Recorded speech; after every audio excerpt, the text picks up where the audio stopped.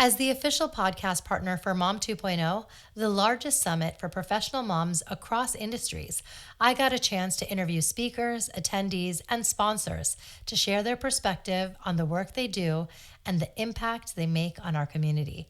Founded by Laura Mays and Carrie Pacini, along with John Pacini and Marla Trevino, the organization is now a part of Everyday Health Group, serving moms and parents with compelling content, meaningful partnerships, and live events for millions year-round. We are back live at the Mom 2.0 Summit, and this is the That's Total Mom Sense podcast. And now joining me is Dr. Eunice Park. Thank you so much for being with me today. Hi, I'm very excited to be on the podcast as well as a first-time attendee of the Mom 2.0 Summit. Wonderful. And tell us about your keynote this morning. So it was such an incredible experience sharing my journey to creating Aura modern beauty rituals with a group of moms, who are also creatives and entrepreneurs.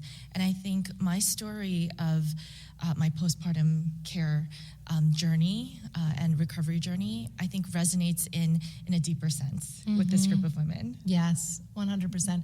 I think we look to peel back the layers right after Hi, my name is, and why not, right? Why have the pretense and why have just a superficial talk? Because I think what we really seek, especially as we're in our isolated experiences as moms, is that depth of connection. And here, you're gonna get it right off the bat once you meet someone else. No, absolutely. I think in the very few minutes that I was able to share my story and also conduct a tea meditation, like a very brief, few-minute mindfulness moment on stage, I was able to just gather that energy, and I think that the level of just support and encouragement that you feel also from the audience is quite amazing. Yes. And what would you say are your first thoughts? Because some might have, their beliefs around it. But when I say self-care, what does that bring up for you?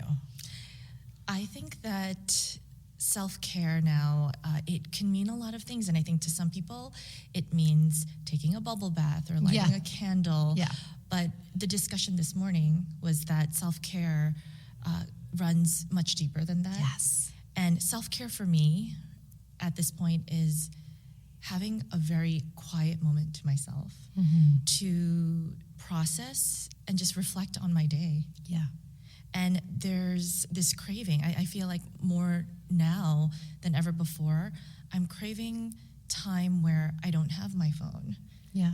And and the kids are in bed. Right, I know that. Yeah, that's nice quiet time for sure. And then I'm looking away from email, right? And of course, being in the beauty and aesthetic space, I do think that, elements of skincare and taking care of myself and living a more healthy lifestyle also brings in just a more positive perspective. Yes. Yeah, overall. Yes. And I mean, not that I want to bring up the cliche, but beauty is skin deep and it's from the inside out. And I love that you started on the inside, looking within, making sure to take a pause and enjoy that silence with yourself. I think if you start there, everything else is a bonus.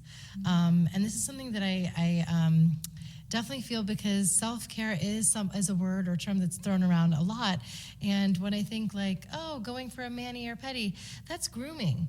It's not necessarily I'm taking care of myself, It has to be something deeper. And with skincare, I think the idea of rituals, that definitely feels like you are, because it's something that you've created as a sacred time where that's all yours, and what you're doing with that time is, it's something that's special, And you mentioned self-care. I mean, I shared today the Korean principle of kwalli, and kwalli is a term in its literal sense. It means the care of, and so we kwalli our body, our skin, but it's also something that mothers tell daughters.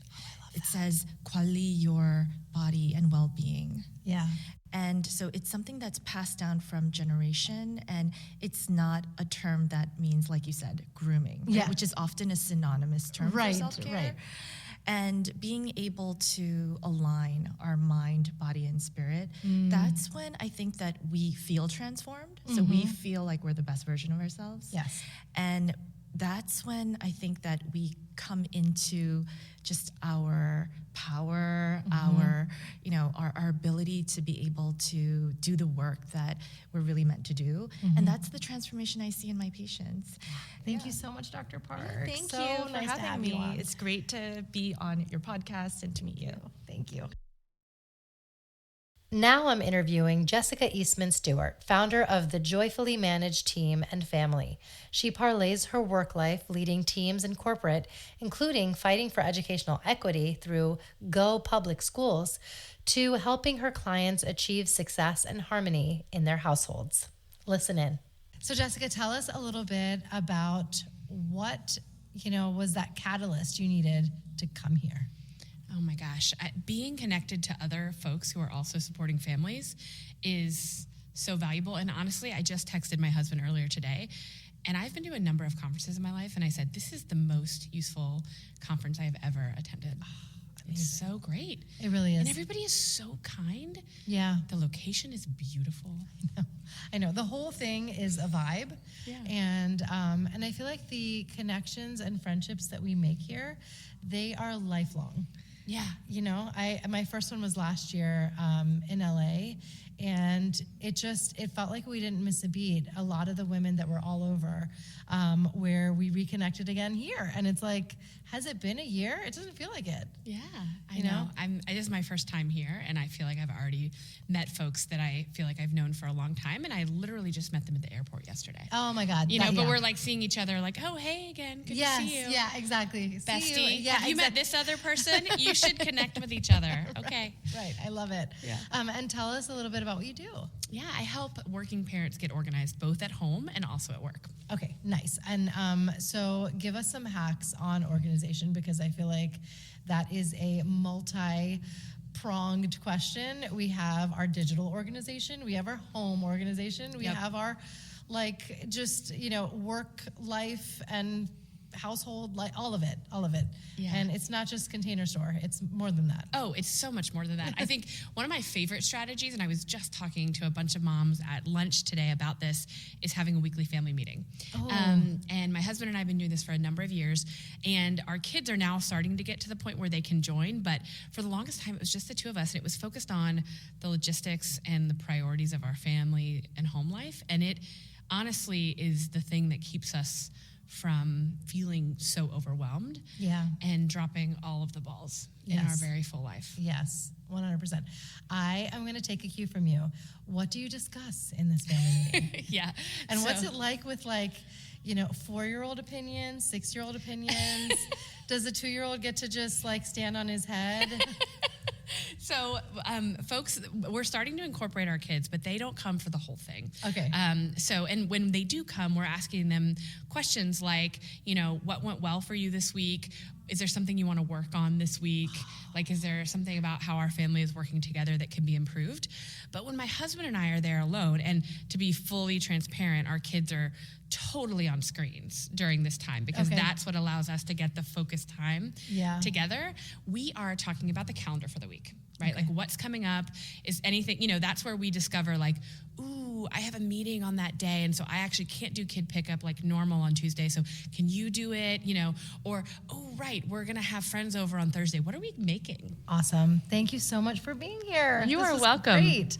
My next interview is with Deepti Sharma, a Forbes 30 Under 30 entrepreneur who is the founder and CEO of Food to Eat, a company on a mission to unite people around the communal table and add diversity to the food community by championing small businesses from every neighborhood. She connects mom and pop owned restaurants to corporations and helped feed frontline workers and citizens in need during the pandemic. She also ran for city council in Queens, New York, 24th District, and continues to serve as an entrepreneur in residence at Barnard College, building incubators and seeing students' product ideas through to market and beyond. Take a listen.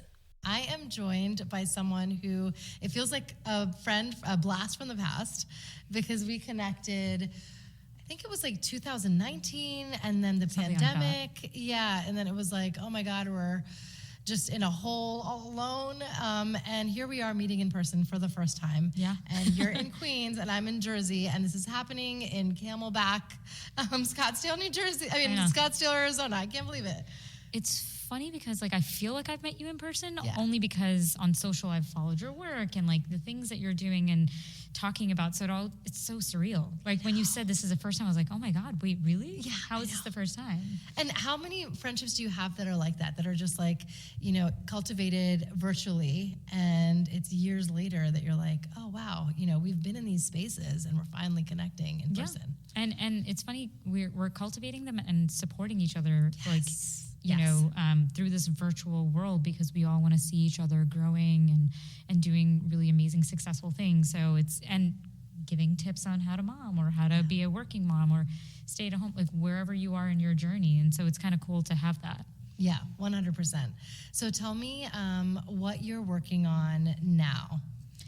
So a lot's happened since the pandemic. Yes. I've done a lot. I ran for office. Yeah. I left my second company, but today I'm entrepreneur in residence at Barnard College, and what that means is I essentially helped create a incubator at the school where we have students apply. We take 10 students in and we help them with their entrepreneurial journeys. Wow. And since I've started 2 companies and a very mission and purpose-driven founder, they decided to ask me to come, and I've been doing that for the past couple of years. Oh my God, amazing. And can you touch on your companies? Because one, Food to Eat, Yeah. I feel like was just you paying homage to growing up in a community in Queens, and why so many families needed that support. Yeah, I mean, so Food to Eat started off as a corporate catering service where we partnered with immigrant, women, and minority-owned restaurants. And the idea was, how do we add to their bottom line? And so help them get into large corporate offices. So we worked with Warby Parker, the Skim. And when the pandemic hit, we literally went from being $1 million business to 0 in a day because everybody left work. Yeah. Nobody was going in. Everybody was remote. Right. And instead of shutting the company down immediately, I decided to figure out what does the community need right now. And so that was, lots of people were going food insecure, right? They were working in restaurants and in places where they were needed in person, but then those jobs were kind of diminishing because the demand was clearing out. And so, we fed 500,000 New Yorkers by fundraising, grant writing, and then partnering with World Central Kitchen in Queens. And it was one of the most incredible experiences because, I've been organizing since I was a teenager. I've been showing up at protests. I've been working in the community. But to be able to do it at a time when the world was literally shut down and nobody was going anywhere was very, just rewarding. And just I found a very different purpose for myself, for my community in that time. So yeah, I was just, when people were sheltering in place, I was like, well, tell me where I need to go. I was carrying 30-pound boxes of food just everywhere. So we did that. And then, I decided the company I needed to take a break from it. It was a lot mentally to just have gone through all that. Yeah. And the entrepreneur in residence role came at a very great time, right after I decided to run for office and didn't win. But it was a way to give back in a very interesting way, work with Gen Z students in helping them create their own purposeful businesses. That's wonderful. And I think that, I feel so many entrepreneurs talk about this, that failure just gives you a new vantage point, and it's just a means for you to redirect. And I know Reshma Sojani, she's been on the show before too, she talked about how that was actually the catalyst to Girls Who Code, was because of that, congressional race loss. So for you, what was it like kind of being in politics and in that race, and then now you're doing something completely different, but honing in on those skills and those learnings? Yeah. So I ran for office in a very interesting time. I looked at what was happening and said to myself, well, what can I do to serve my community? And it just fell into my lap, and it was the right time, the right seat, and I didn't win. And, I didn't see it as a failure because, listen, I've been failing for a long time and I've been succeeding for a long time. And those failures, I literally keep a book of failures. Oh, amazing. To record them and to like go back and say, okay, like I did this and I messed up. And sometimes you forget about some of the things that you kind of came back from. But I learned a lot from, being out on the streets in a very different way than I had been in the past. People were judging me, people were testing me, and I was like, wow, like I really see that this is a very different thing that I've ever done before. Nothing can prepare you to be the actual candidate. And so, the next day was very weird because I was like, well, now what do I do? Yeah. Right? Like this didn't work out and that's fine, but what comes next? And so I took time. I took a bit of time, and it was the first time in 16, 17 years that I wasn't working. Wow. And so I was like, all right, let's figure this out. And the entrepreneur in residence role kind of came to me through somebody I knew, and I spoke with them and I was like, yeah, I love what you're doing. Do you think I would be a good fit for this role? And they were like, yes, because you build with intention. You're not trying to preach building like $1 billion businesses, although, I look up to all the, amazing, incredible people that have built unicorns, but that's not the only way to build. And so for me, it was taking all of my learnings as a founder in the past, having done a bootstrap and, a VC-backed company, and taking the key learnings from both sides of those businesses and presenting them to students that didn't have an opportunity to work with somebody who had built, right? Yeah. Two businesses from the ground up. And you only get that when you go to business school. We are here at Mom 2.0, and this is That's Total Mom Sense, the podcast, and I am joined by Dr. Sarah Mitchell. Thank you so much for being with us today. I'm so excited to be here. Thanks for having me. Yes, and what has been something from Mom 2.0 that has surprised you this year? A wonderful surprise of seeing people from my past. This is my third Mom 3.0. Yes, 2.0. yes. And the first one was in 2018 in Pasadena. Okay. And I just grabbed a woman in the hallway and I said, you might not remember me, but we had the most in-depth conversation in the hot tub in Pasadena in 2018, and you left a mark on my life. Oh my God. That's amazing. That's Yeah. the best kind of surprise. Yeah. Holy crap, I'm so glad I asked you that. Yeah, and that's why I keep coming back to Mom 2.0 is the connections and the people that are here who are doing exciting things and really like living their lives in the best way they can, like outside of the box. That's why I come back. Yes, 100%. And I think that we all crave being part of a community and collective like this.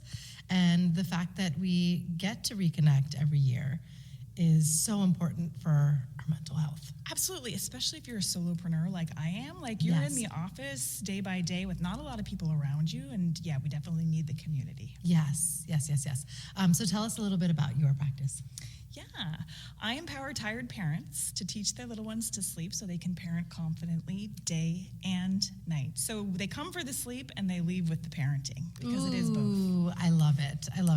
And so what are some of your principles that you kind of impart to families around sleep? Yeah. So the Helping Babies Sleep Method, it's my book on Amazon. We have 5 pillars. Okay. The first one is really understanding that sleep really is a learned habit.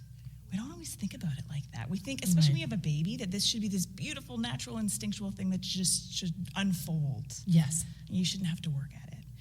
But if I said to you tonight, you can't sleep in your favorite position as an adult, and I'm going to take away your pillow, think about how frustrated that would be for you. You're going to toss and turn. Yes. But you'll learn a new way to fall asleep. And the same is true Interesting. for our littles. We just don't really think about that. So there's some mindset work, even just understanding that concept, right? Right. The second pillar is timing. So putting kids down too early or too late. So timing, for anyone listening, is the easiest thing you can work on. Okay. In helping your kiddo sleep. The third one is being an intentional feeder. So if we're using food to soothe them to sleep all the time, we're not really using it intentionally for fuel. We're using it for soothing. We're going to have to keep doing that. Right. Right? Yeah. And it's like, I feel like when you have babies and you have that nighttime feed or dream feed, eventually, stop dreaming. It's not going to be something you can do long term. Yes. Yes, exactly. Are the habits, because I think there's like 1,000 different ways to raise your family. It's just, Right. is this working for you? And is this sustainable long term? So when I'm Yes. working with newborns, we're working on gentle newborn sleep shaping to develop habits that you can maintain long term. Because sure, we love having them sleep on us. Who doesn't? We are recording live with Jenny Wu. Thank you so much for joining us. Thank you so much for having me. And is this your first time at the conference? It is. It's been amazing. We are with understood.org, and we are the official cause partner of Mom 2.0 this year, and we're just absolutely thrilled. It's been really amazing hearing people's stories. I feel Yes. like every time we introduce ourselves, every third mom here tells us about their neurodivergent children, and many of them already know us. So it's been amazing how much of this community is really the understood community. Yes, 100%. And what made you want to sign on Yeah. to a conference like this? Because I'm sure there are so many pitches and you have to find the one that aligns. Yeah, so understood.org is a social impact organization. We've been around for over a decade, really helping parents with children who have learning and thinking differences like ADHD and dyslexia. Over time, we've built up lots of different resources and, products to help parents either demystify what it means for their child to have learning and thinking differences, and also strategies and tools to help them manage it. And recently, about a year ago, we launched our Wonder app. That's Wonder with a U. Ooh. And it's a first of its kind community app that is designed especially for parents and caregivers of children with learning and thinking differences, so all across the spectrum. And we have, parent groups where you can connect with other parents who are going through similar things. We also have real life experts, Wow. with PhDs, who either neuropsychs or occupational therapists that cover all sorts of topics.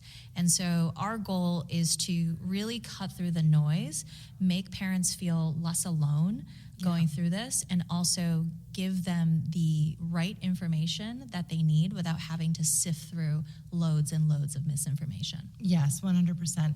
And I do feel like there are some stopgaps that are systemic when it comes to identifying neurodivergence in the schools, and not having, I would say, the resources to be able to address everyone's unique needs. And now I am with Amy Shoenthal, and she is an author. So tell us about what you write about.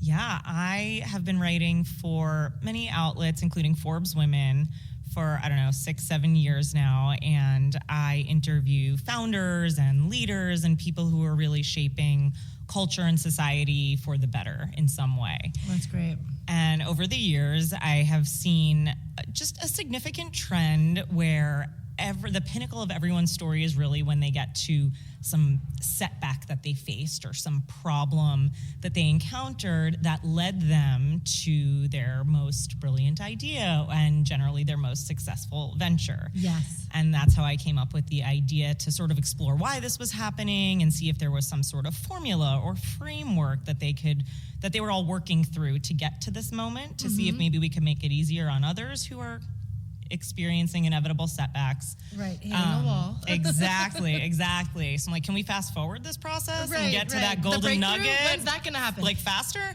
Yes. The answer is no, but it sparked an idea for a book, which is called The Setback Cycle, and it comes out next March. Oh my God, congratulations. Thank you. That's birthing a baby all its own.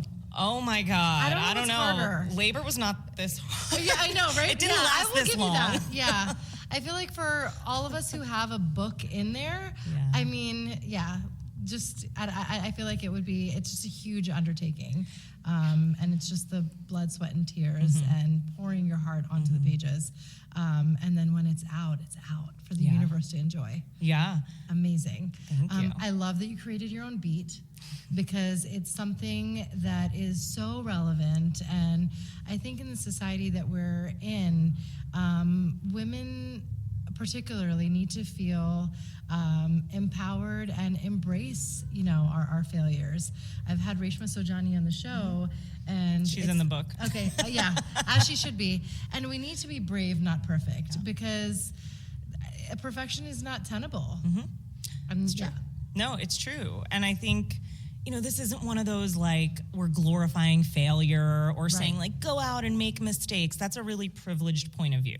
Right. We're just saying there are inevitable setbacks that will come, and here's how to work through it. And the people that I feature in the book, like Reshma, are not only, working through their issue to benefit themselves or make a lot of money, they're doing it to benefit society as a whole. Yes. And I was noticing this, especially, through the pandemic, which is when I started writing this book in 2021. And I was seeing this, but then I was seeing all these news headlines about, women are just, in a terrible situation and everything is a mess and they're not getting any funding and the caregiver crisis is a disaster. And that's all true.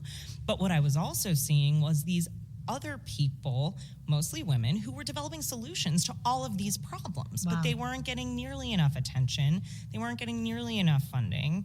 And so my hope is that by sharing the stories of what they did, I will inspire other people to maybe either work through their setbacks or when they find themselves in it, not say, oh God, everything is over, my dreams are crushed, or whatever the unique situation is, but to say, okay, let's see what can happen. How can I work through this? Let's see what comes next. Maybe, maybe there is a light. Maybe there is something that I can do for, the greater good after this experience. Right. Okay, I'm going to ask you a very loaded question. Go ahead.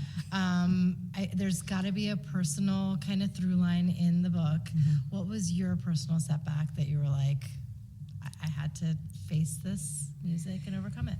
This was the hardest part for me because I am so good at telling other people's stories, and I am so bad at writing about myself or telling my own stories. I am never in the narrative. Right. But when you write a book, you have to put your own voice in there and you have to put yourself in the narrative. And so every time I submitted a draft or anything to like a book coach, my agent, the publisher, every time the feedback was, I need more of you. I need more of your voice. I need an anecdote here and there to illustrate your story. And so I had a setback that is a very commonly experienced one, that, most women who decide to have children and dare to go back to work after having children, and expect that they will, I guess, be able to function as they had prior to having children. Now, I work at a marketing firm and they're wonderful and everyone's very supportive.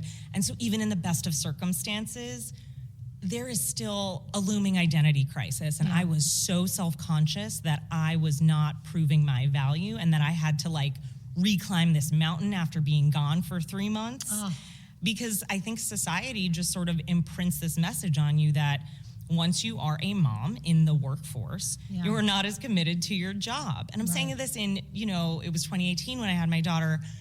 This is a moment where this conversation is happening. You know that there is a stigma and you're educated about it and you work at an inclusive workplace that accommodates you and does all the things they're supposed to do, and you still feel so self-conscious. This is Kanika with That's Total Mom Sense, and I am joined by Gwen, and she is with Aura. Tell us a little bit about the company. Aura is an easy-to-use online safety platform for the whole family.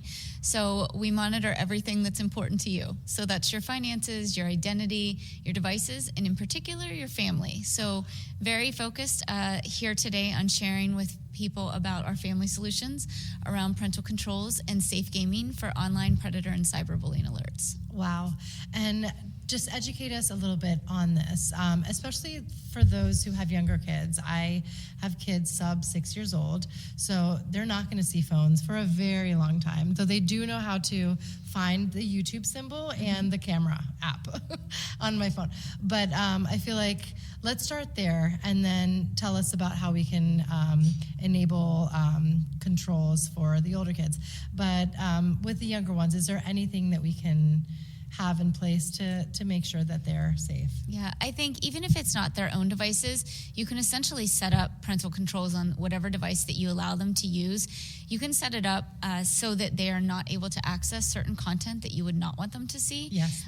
For YouTube in particular, you can turn on kind of safe search, which puts it in the kind of a little more kid-friendly mode for kids to use. And you can also set time limits on it. So if you don't want them endlessly, staring at this while you walk away, you could set 15 minutes minutes, 30 minutes that they're allowed to be on whatever app it is. Even if it's a kid's, gaming app, educational app, you might not want them with that much time, visually on screens and doing other things. So that's one thing. I'd also say something that's important for kids of any age is identity protection.